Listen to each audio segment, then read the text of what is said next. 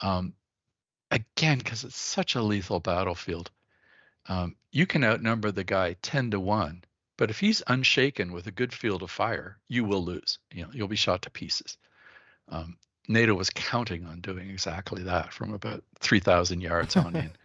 Oh yeah, I love And those deadly we, ATGMs.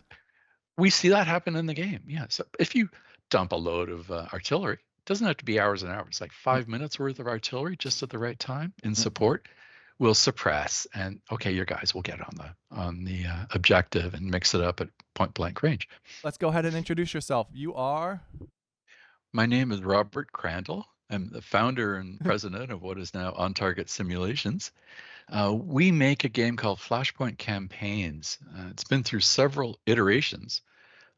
Current one out is Flashpoint Campaigns Southern Storm, and the new one coming out is Flashpoint Campaigns Cold War. All of these games are set in Germany in 1989 and assume a NATO Warsaw Pact full tilt conflagration. The Cold War goes hot. Lots of people say that, but this models it. It's super high intensity ground tactical combat. You command, from a reinforced battalion up to a reinforced regiment. On the ground, a map's 500-meter hexes. They typically are 15 by 25 kilometers in size or bigger. And you play a battle for like 4 to 14 hours in length. It's the Cold War, so hyper lethal battlefield. Lots of interesting military technology. And we try to model a lot of the command aspects as well. It's like you are in charge of that force. You have to plan, you have command delays while your orders go out. But in this case, your orders persist. So you look at the map and you'll go, okay, I want to advance my main body from here to here. And that might take 3 or 4 turns, but you give the orders up front and they then just carry on until they're achieved. And if that takes 1 turn, great. And if it takes 3 or 4, that's fine too. And then you can leave them just on indefinite order. Say, reach this spot and hold, until they give new orders. Game turns are typically 15, 20, 25 minutes in length. So you really have to think ahead a bit. And if you start to mess up, and this is sort of a computer game thing, if your forces become disorganized, if your headquarters keep getting hit by artillery barrages, if you start exhausting your forces by marching and counter-marching all the time, your game turns will lengthen out. If you start, and you've seen this in the playbacks of the game, you might start at 14, 15 minutes for a game turn. And if you mess up, it might go out to half an hour because your forces are running ragged. And if you then rest them and reorganize them a little bit, but just give them a chance to sort themselves out again, your game turn will shorten up again. I And didn't know that. it's a key game mechanic, and two of them, and the two that we kind of play up in this game and try and really focus on. One is the command cycle. Was that if you can do a complete cycle, observe, understand what you're seeing, make a decision, and get your decision out there, communicated, you can get inside the other side's OODA loop and you can dictate events. You've seized the initiative and they have to respond to you. And we see that in the game. The Soviets have larger forces. They're a little more mechanical, and it takes them half an hour to reach a decision. If you're small and nimble, you can have 2 turns for their 1 turn. And if they mess up, their turns may go to like an hour in length. And then you're laughing because you can do all kinds of things where they're looking impotently at the screen going, I know just what to do. I cannot do it. And that's famously happened, from Roman times on. Many commanders have known exactly what to do. They're standing on the hill and see it all. But yeah, not a lot of games model that, but that was a really big thing that we wanted to, so that smaller, nimbler forces could dance sort of inside this juggernaut and win. The second big advantage NATO thought it had was in technology. We made much better tanks, much better aircraft. Our artillery doctrine was superior. we came up with thermal imaging so that you can see at night and see through smoke. And so this created a series of offsets that they felt would help smaller forces dominate larger ones. And so we embrace that, and we model all of this stuff to the nth degree. If you have a unit on the map, a maneuver unit, it can be a blend of different vehicles and platforms. It might be tanks, plus some infantry fighting vehicles, maybe some other things. They have dismount, air defense. They have anti-tank guided missiles, maybe mounted on the hull or dismounted. And we model all of these individually. Each unit has a variety of subunits of particular platform types. Each of those have guns that are various weapon systems. We have various sensors. And so if you go to attack them, you're not rated, a 5 or a 4 compared to the enemy. We go through tank by tank and vehicle by vehicle, weapon by weapon. Pick, okay, well, who is the most likely guy they're going to attack on the other side? Oh, the most threatening, the most vulnerable, the one that's closest. All this is laid out in doctrine. So we just said, okay, we'll use that. And we fight it out. And you can see how well or not well that would have worked out perhaps by playing out this game.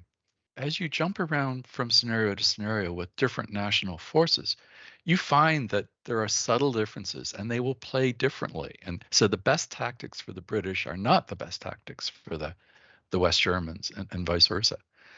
And we're very proud of that too. And this is a game where we try to reward good tactics. Oh, that's awesome. No. I mean, I have like a few questions. Like, I didn't know about the dynamic turns and everything. That Yeah. was something I didn't know about. So as you make a mistake, you can go from like 14 minutes, and then those turns slowly grow and get bigger and bigger as mistakes. Can you counteract that and like cause the turn length to cycle down? Yeah. To a degree, yes. The classic mistake is issuing too many orders, trying to micromanage your troops. That's radio traffic. Radio traffic gives away your headquarters position. If the enemy has artillery, they will hit you and disrupt you. So as you recover from that disruption, your turns will shorten up again. If you've run the readiness of your troops flat, because even moving and certainly being under fire will reduce the readiness and morale of the troops. As that drops, your turns get longer, and as it recovers, your turns start to shorten up again. So yes, and you can play the game trying to lengthen the other guy's turn cycle. Oh, that's really good. Force them to micromanage a little bit. The inner game, yes, yeah. The game within the game is trying to mess up his command loop. Oh, there are other techniques as well, but that's one of them. The something I like with this emphasis on tactics is that you have complete fog of war, but you're given briefings. So you have a reasonable expectation of what might be coming at you. But you have to figure out a reconnaissance plan. And a lot of games don't really talk about that. You just see where all the units are and great. With us, it really takes, there's a benefit. You don't have to, but there's a benefit to just looking at the map going, okay, they're in the upper right corner. How can I find out which of the various approaches they're actually using? So you say, okay, well, what have I got? Oh, I've got a scout helicopter. The single most valuable piece in the game is a scout helicopter because they can really fly good. over very quickly, hide behind some trees on a ridge, and view the valley below. And if the enemy's coming down that valley, you find out in good time. If you don't make that effort, you may get surprised by the better part of a Soviet tank regiment, say, showing up on your flank or rear. So the recon game is well worth paying attention to. And if you win it, the overall game is yours to lose. I guess that's how we put it. But you can't just blindly go, oh, I'm going to do a tank rush down the center and I'll overwhelm them. Yeah, no, not in this game, not in a hyper lethal battlefield like 1989. The second thing you have to do well to be good at this game is plan your fire support. People love maneuver. They want to move their tanks around. They want to, have the illusion of movement. But if you do that without figuring out your artillery and who's going to be where, who's going to cover what missions are they going to have, at what point am I going to mass them, for a decisive effect? The fire plan is as important as a maneuver plan. Flashpoint Campaigns Cold War has I believe it has a lot of single player content, and we always talk about the campaigns, but really in those campaigns, there's a lot of storytelling going on. There's 50 new scenarios, 10 campaigns, so I think in total over 100 scenarios. Tell me how you weave that storytelling through this grand tactical. Good question. The We had to pick early on just what we wanted to explain and what we wanted to lead to the imagination of the players. So it was a very specific, focused tactical vignette. And that's what we do here. We have a backstory for the whole campaign, but we don't lead with that. We let that emerge as you play the scenarios. And in the scenarios, there's not only sort of a blurb that says, "Oh, this is the French and the Americans holding off, Czechoslovakians," something like that.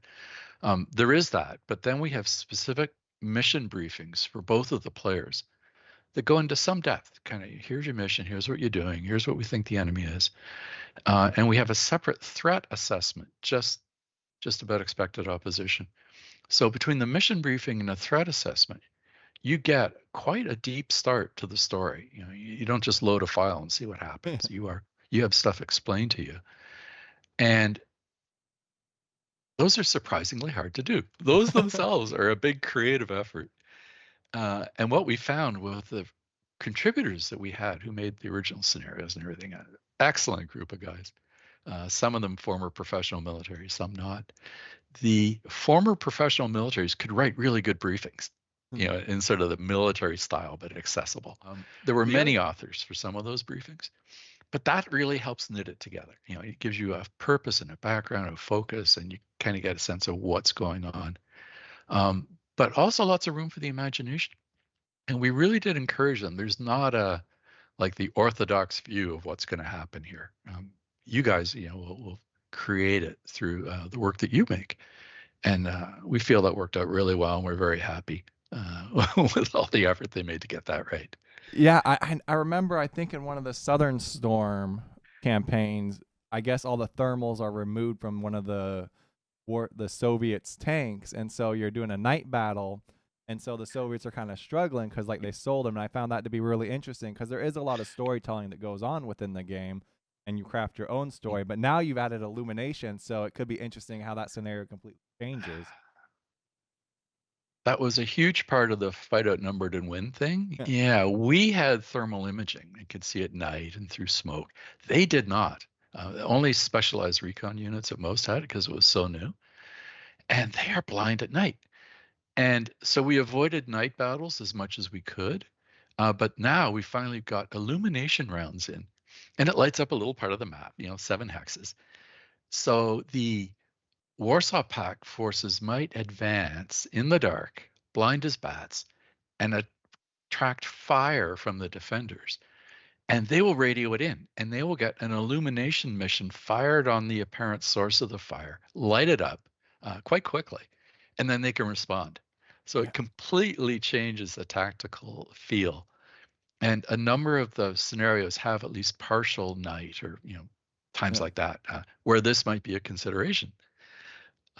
So yeah, we're really excited about that. It took a long time, but we're really glad it's finally in there. And then another big addition that's been added. So we're going to talk a little bit about the tactical transport system and how it's redefining the tactics in Cold War. How do you think it changes the battlefield dynamic? Enormously, and that's another long-awaited feature that we finally have. It puts a final stake through the heart of the linear battlefield, where you have your front line, no man's land, their front line, and you position accordingly. Now it's anybody can pop up almost anywhere in a matter of minutes.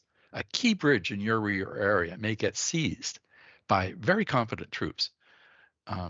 Yes, they're going to be commandos and things wandering around on foot, but you can have fully formed, organized military formations, somewhat lightly equipped, but not completely without vehicles and heavier weapons, land in your rear, where they know it's going to mess you up big time. So you're constantly thinking now in terms of the deep battle depth. A lot of the scenarios do not have it because it just makes it too complicated. But once you've master the mechanics of the game and you're looking for something new and interesting, absolutely start doing that. And we will release further material, I think, that has it. And play those games because it changes the way you look at the map. And you go, I know they've got a small force or maybe a medium-sized force, and my job really is to wait for them, but then hit them before they're fully cohesive again and everything. And so it's a completely different kind of battle than anything in World War II. Well, yes, there were airdrops in World War II, but Yeah. it creates a sense of paranoia, shall we say, that Got to keep the is new player and on their interesting. toes. It does. Oh, that's And exciting.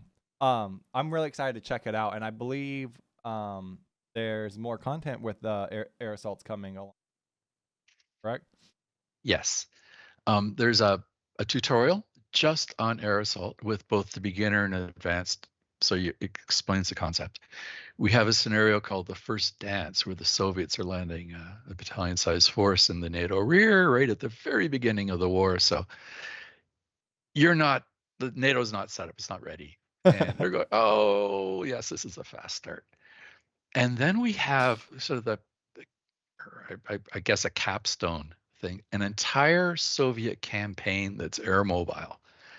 And it's big. Don't do this one first, folks, but it's there as your reward for getting through the rest.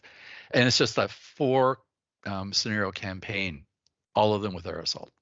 As they're leapfrogging ahead, trying to get across all the bridges and all the canals and rivers to get forward. And so, yeah, if you play that, you're a good player, and you'll have learned all about that kind of stuff. You'll definitely be a master air assaults by the time you get through it. Yep. The Germans had air assault troops, but we haven't done any scenarios for them yet. But part of the American reinforcement schedule was the 101st Airborne. And I won't say any more, but I think you'll start to see material that involves Allied air assaults. That'd be really cool. Going And the other way, yes. so we're talking a little bit about nations right now. The Cold War shipping with some new nations, correct? Which ones are arriving? Belgium and Poland will be in this release. So we had, it's hard to remember. I think we're going from 8 to 10 nations. We still don't have them all, but we will in due course. All of the scenarios and campaigns are along the inter-German border, but we'd love to branch out again in the future. Beyond that, there were very interesting situations, potentials in Norway and in Italy that we'd really like to address. It just takes time and people Time, to help effort, bring all that together. right? Yeah, Money. research. Research, yeah. I mean, I was going to talk a little bit about research later on because I imagine you've been working on this, right? You said since 2023, or not 2023? Wow, 2002. 2002. Yes, we started with 4 nations, and U.S., Soviet, German, and British. But there's so many interesting things, and we really wanted to get Canadians in. We wanted to get the Belgians, the Czechs. They weren't the first line, the headline contingents, but they were really important too in their own way, and they had very specific roles that we'd like to highlight, and cover interesting tactical situations that aren't just. Tell me about the interesting tactical situations. Walk me through some of them. The highlights. That's hard. This falls into the variety of encounter topic, and because of the nature of what we're trying to represent here, it's mostly Warsaw Pact attacks against NATO defenders. And that's what you saw in Red Storm and Southern Storm. But we're trying to go, no, we want counterattacks. We want all kinds of things, more meeting engagements, and more NATO counterattacks, or games and scenarios of transition from a defense over to an attack. And so that was a big focal point. We still have the original content that's kind of one way, but the newer stuff that we're adding in is much more two-way and puts more of a premium on, what would I say, tactical finesse, using your artillery well. There are some maps that are quite wide open, North German plain. There's long fields of fire and things like that. Other ones, the fields of fire are quite short. And so you have to play that quite differently. And I think people, once they've done half a dozen or so of the scenarios, will go, yeah, each one is distinctly different. I know. Um, There's 80 maps. That's a ton of maps. All period accurate with period accurate roads, geography. Why were some of these locations and yeah, why were these locations chosen and what's their significance to Cold War? we have a team Oh, member. He's map. our map guru. He developed the whole map making process, or redeveloped it, I guess, from the original game.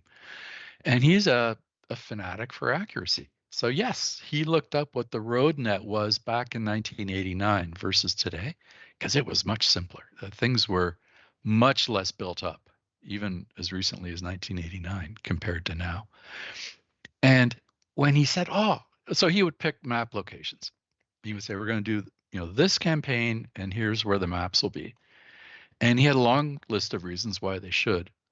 The last reason is the one I remember, because he said battles tend to happen over and over in the same area.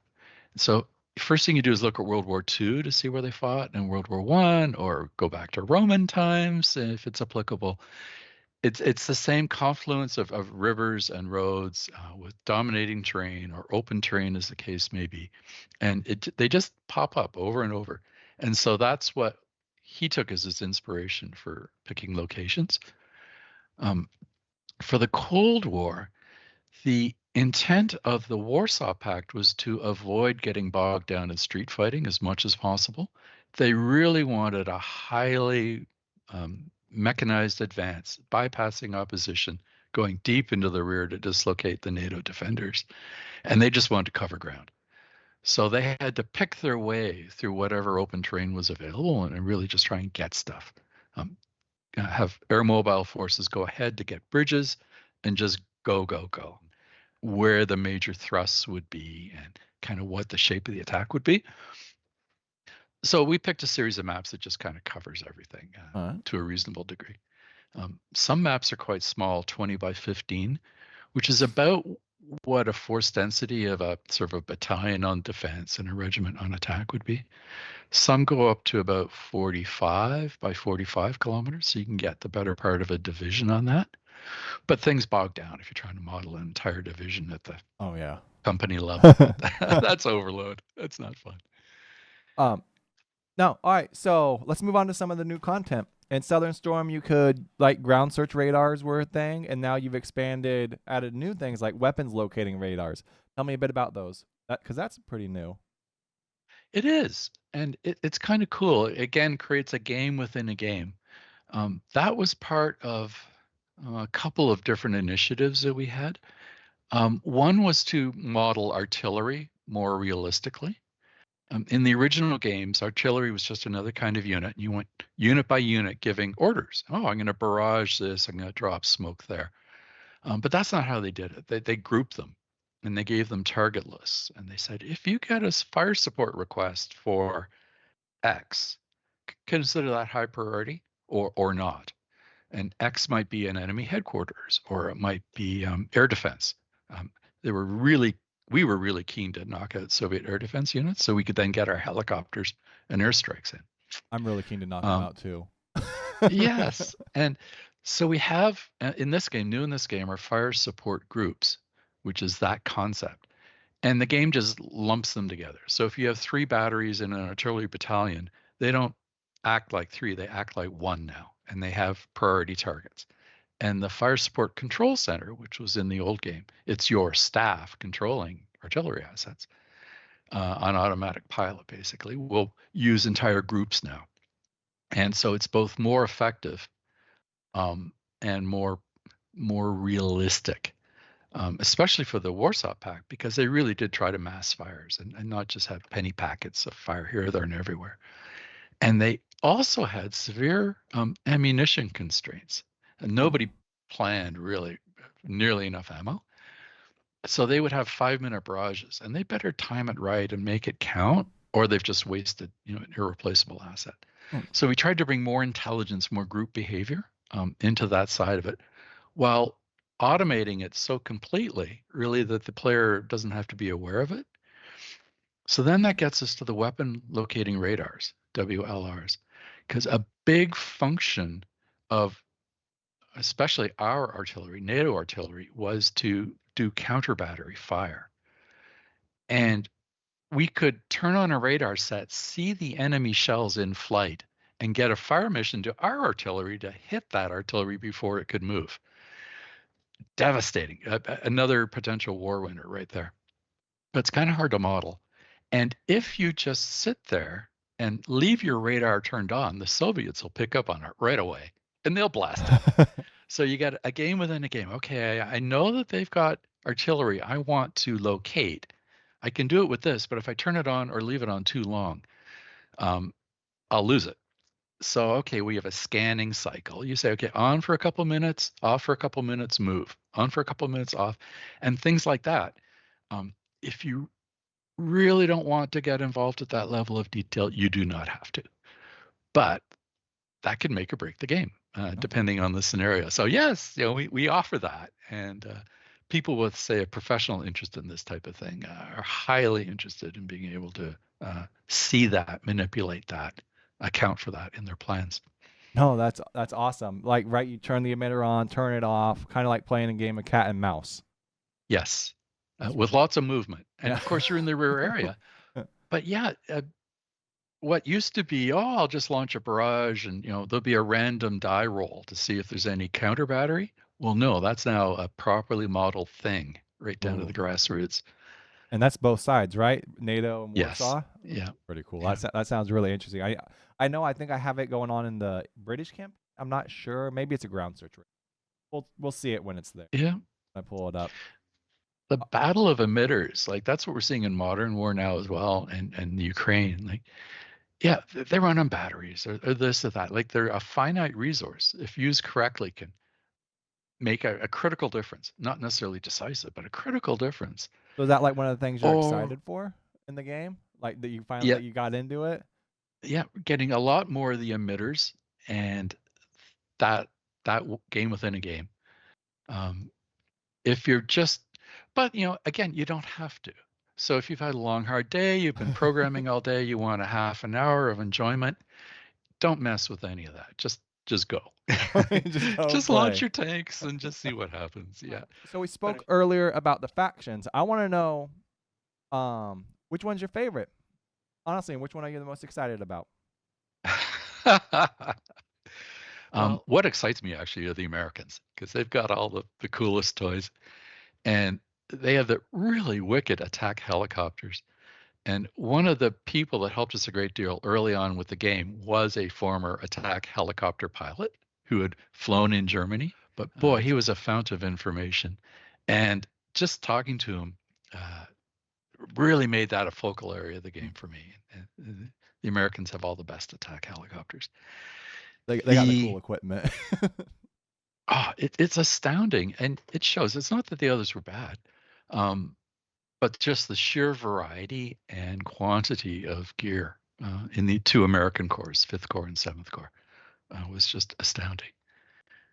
Oh, all right.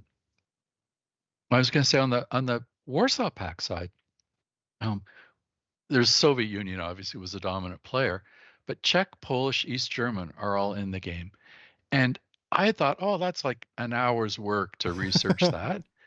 No, they had a lot of interesting stuff as well. And they made a point of not using Soviet material if they could do their own, and then went ahead and did it. And yes, it's standardized and sort of interchangeable as much as they could make it. But I think the reality was that no, it's not. East Germans are still East Germans. And that can create some interesting situations as well. I know I was I'll playing. just leave it at that. What is the Alamo? Is that the one where you face off Alamo against Poland? Southwest, yes, Yeah, the Polish forces. they always destroy my anti-tank on the southern flank on that side. I'm like, I'm like, but yeah, no, they're really cool. I'm glad I got to battle them a few when I was checking it out. Yeah, fun scenario. that was done by a professional retired U.S. officer who commanded a mech infantry battalion in Germany. not in the day, but since then. And yeah, but he very interesting guy, Fred Schwartz. And so he agreed to make a few scenarios for us. And yeah, they went right to the top. They were real crowd pleasers. Yeah, that one's really Uh, good. I really like that one. So I mean, that brings us like full circle into authenticity. We talk about we have all these military components and professionals, and they really bring Flashpoint the whole series to life. Tell me all about this research and who you partnered with, and how to make it get this realistic feel and this authenticity. Um, in 1989, we started this in like 2002. So there was good information and the internet was there, but it's been an up and down thing to actually research it. And we've benefited enormously from contributors to the team. They aren't like editorial control people, but we've attracted the interest of people who studied this for decades and had a treasure trove of information. And so when we were um, becoming better known, we would be approached, and it was perfect. It was made in heaven, Yep. and we're still looking for people like that because they make it easy. Um, Sort of another consideration was we wanted this to be as open as possible, and so we took it out of the original database that we stored all this and just put it into Excel. So if you can work Excel, you can create a national data file. It takes weeks, but it's not impossible by any means. And we have authentication macros, and we have entire manuals on how to do it. And so it's doable. You can start with what's there and kind of cut and paste it into a new one. You can modify if you like um, values, although you can't change the scenarios that ship with the game. You can't turn an M1 into a super tank that's invulnerable. Yeah, sorry. But you could create one that is and create your own scenarios using that, should you choose to. So the research burden was actually very big, and we dedicated one of the key partners just to that, Jim Snyder. And he then organized these other outside contributors. And they said, "Oh, you modeled this Belgian carbine incorrectly." We go, "Okay, yeah, we'll change it." Normally, that would be outside the scope of the game. Really, we're more interested in the big things. But yeah, and I say, well, they had ammunition that you don't seem to be aware that they had, for doing whatever, scatterable mines or something like that, or they didn't have it, and we thought they did. So that's a continuing thing. We make changes all the time as we find out more information. But we benefit, I would have to say, from other people, um, sometimes former professionals, sometimes just amateurs, who actually had an encyclopedic knowledge because they were there Out of and the shared air. it with us. No, Yep. it brings a lot of authenticity to the game. I mean, the formation mechanic. I haven't seen a lot of information come out on this. Right, move. You select the whole formation, and you can move like 3-line assault, 2-line assault. That's a very recent and very welcome addition to the game. Um, we're trying to make it more accessible to brand new people to the thing, to the hobby. And there was a whole lot of clicking to do because it was a unit by unit order giving mechanism. And we said, oh, come on. And there's got to be a better way. All right, Flashpoint Campaigns is coming November 20th, correct? It How excited is. are you for that release? Oh, I'm living on adrenaline, Joe. It'll be really great. We are trying to speed up the cadence of our releases, and we just really wanted to make this a really polished, finished release that people would really enjoy. Dip in here, dip in there, and we're very happy.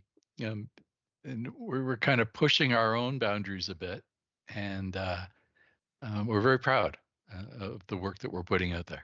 Oh, it's exciting. All right, you had Southern Storm in 2023. Before that, right, Red Storm, and here we are at the Cold Years War. before, yes, Years before that, yep. and then I was gonna ask, what scenario should everyone play? What scenario do you think everyone should play? I would recommend one called The First Dance. It's chronologically the first in the series, and at least I hope I've got that right. Oh no. There are several actually. They're accessible. And what we did in the scenario selection screen is down in the bottom left corner.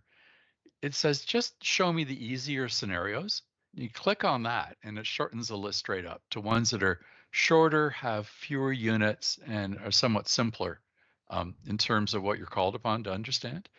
So really anything that shows up as easy in the scenario selection screen is really good. Um, what I also tell people is if you've got a favorite country, by all means, select on that. And in that same part of the screen, we have a bunch of national flags. So you see Germany, UK, America, Canada, France. Click on that and it will sort or filter the scenarios just by that nationality. And so, yeah, if you're British, start with a British one that's easy. And if you're American, start with an easy American one and take it from there. Um, like I said, the first dance is chronologically the first, and that's the one that I think most people will go to because it's top of the list, and that's a good one by all means. Can And just scale your expectations from there. no, You that's don't want to get in over your head. Same as any other war game, you got to take it mm, easy and learn the mechanics. mm, Um, there'll be a series of tutorials. The first set just to read, and then there'll be another group that will say, oh, here's how air support operations work. Here's a one that says, here's how artillery is meant to be. And if you go quickly through those, follow the recipes, you'll get familiar with the terms, you'll get some muscle memory on how you order a barrage, say, or do a simple air assault. And then you're away to the races. You can and so what's jump the right in on an easy one. oh yeah, I always, I sort by small and then look for American and then like, oh, I'll go on this and see who I'm gonna be beaten up on or get beat up on by, sort of Yes, thing. that's right. It shows you the map. It gives you the mission blurb, so you see who you're fighting, how many units are in there overall. If you look at the maps, there's a thumbnail of the map, and it's really obvious if there's a major river or not. Um, and they take up a whole hex. It fills a hex with water.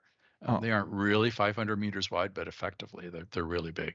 mm, So avoid those in your earliest games, I would suggest, because those create um, um, tougher tactical problems to deal with, oh yeah.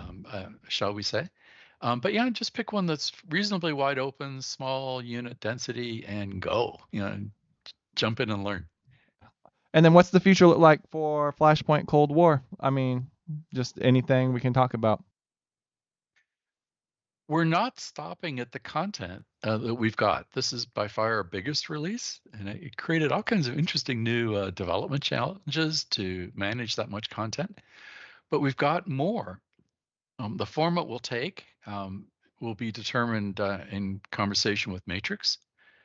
But yes, there is going to be more of the Cold War. We're very much hoping to expand the boundaries outside of the inter-German border before that much longer. And beyond that, well, there's all kinds of possibilities um, that we haven't announced, and I really would get shot at Dawn if I did. But we're not going anywhere. We're not slowing down. Certainly, after we get this one out. Hey everyone, I hope you enjoyed the interview with the CEO of On Target Simulations. Flashpoint Campaigns Cold War releases on November 20th of 2025. I hope to see you guys there. Thanks for watching.